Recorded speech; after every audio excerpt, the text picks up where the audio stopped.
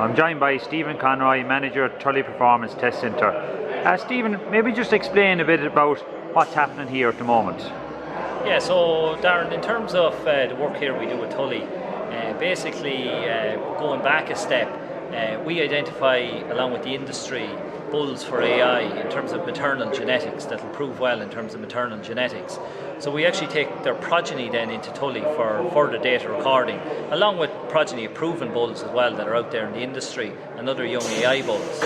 And we identify the progeny, both heifers, steers and bulls at different ages. So typically the bulls that come into us between 9 and 12 months for a 15 to 18 month finishing system. The steers that come in about 17, 18 months for a 23, 24 month finishing system.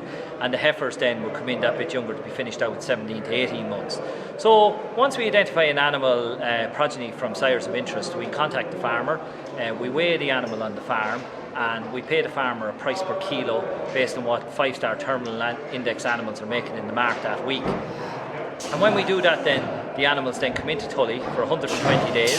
They're acclimatised for 30 days to their diet, as the steers are on a different diet to the heifers and the bulls, and vice versa. And basically then we start to record data for a 90-day performance test period. So during that 90 days we record how fast they grow. Most importantly, we record hard to record traits in the industry like how much they eat, so we can effectively work out how efficient these animals are. We look at some meat quality predictors, so all the animals are ultrasonically scanned, and then at the end of the test then we record meat quality traits. So we record the meat yield of the animal, and we do that by dissecting the carcass into 19 cuts of meat. And then we also follow up by doing meat eating quality analysis, and that's done in conjunction with Teagasc and Ashtown. And through that we actually buy back meat, namely the strip line from each of the animals, and we put it through taste testing. And trained panellists taste the meat then, and they assess it for tenderness, juiciness and flavour. So effectively what you're looking at is from identifying sires to be used in the national suppler herd, bringing in their progeny for intensive data recording, about 20 progeny, right through to tasting the meat. And what this does effectively is increase the reliability of the sires out there in the industry that are being used in both pedigree and commercial suppler herds. Yeah, we talked, Andrew, a bit about that, about finding this, say, curve-bitten bull.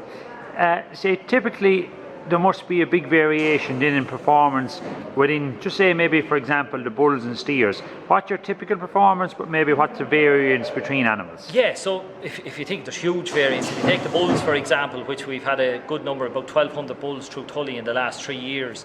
So typically on average they're performing at 2 kilos a day as their growth rate, 59.5% kill out. But if you go into their growth rate, they're growing from 1.2 kilos up to 2.8 kilos. If you look at the kill out, it's going from 52% up to 65%. So they're two key measurements of profit within a suppler system, and we're finding huge variation, and we're finding huge variation within breed. Even an example we had at an event we had in Tully today, we were showing that 2 progeny sired by Limousine bulls, there was actually an €85 difference in the cost of feeding them over a 100-day finishing period. So yeah, that's quite substantial. That was very interesting. There was a difference in nearly 400 kilos a meal between one animal and another, and that's something I suppose is the feed intake. And we see here in the videos the animals putting out their heads. Everything was recorded, all the different parameters, intake. What typically is an animal eating daily? Yeah, so in terms of it, if you take it back to a fresh weight basis, the bulls will be eating on average 12 kilos of concentrates and 3 kilos of hay fresh weight, whereas the steers would be on average, they're eating 10 kilos of concentrates and 3 kilos of hay fresh weight. So, it depends on body weight and size, some eat more, but that's a kind of the typical run of the diet here for the animals here. And just to finish up, you said that there was, say, positives on the meat eating side. There's and some outline data. Steers are just maybe coming out a bit better on tenderness and juiciness.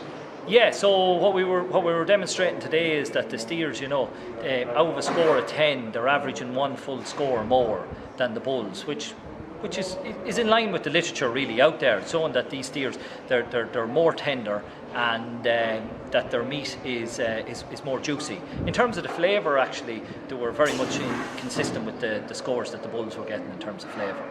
Very interesting data to take back to a farmer, that while that might be the case, on the other side, your bulls are securing a lot higher performance, a lot higher killouts.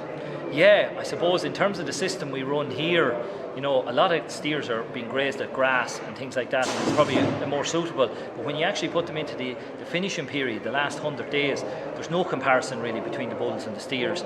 The steers are killing out the bulls are killing out 2 to 3% more. But you know, every day we have a bull here, he's putting on 1.2 kilo of carcass. Every day we have a steer here, he's putting on 0.8 of a kilo of carcass. So a huge difference. And in terms of the costs as well, you know, costs over feed, our bulls are leaving about 170 a day. Our steers are leaving 80 cents a day. You know, that's before you include labour, veterinary, all these other costs. So the margin is certainly in the last 100 days with the steers is very tight compared to the bulls. The bulls are much more consistent in terms of growth rate, things like that. However, you know, some systems people might grow the steers at grass and might just need that 70 or 100 day just to finish them. So maybe you could put that cost over the lifetime of the animal more so than just comparing in the last 100 days. But we're certainly seeing the bulls are a much more efficient system and much more profitable in the indoor system we run at Tully. Thanks very much, Stephen. It'll be interesting to see how the heifers go. You've heifers taken in, so we'll catch up with you maybe in the back end of the year and get an update on that. Super.